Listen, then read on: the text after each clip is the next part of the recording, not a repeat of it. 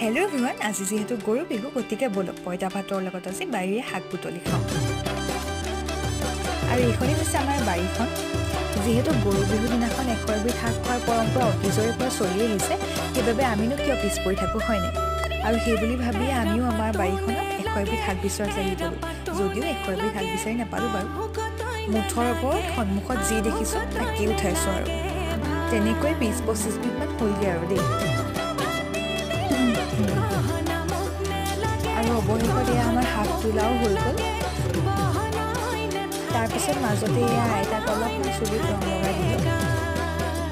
আৰু এইফালে আমাৰ বছৰৰ প্ৰথম সাজ পঁইতা ভাত ৰেডি হৈ গ'ল। আৰু তাৰ লগতে আছিলে আমি ঘৰৰ বাৰীত কৰি তোলা শাকৰ ভাজি, গুটি আলু ভাজি আৰু ভজা মাছ।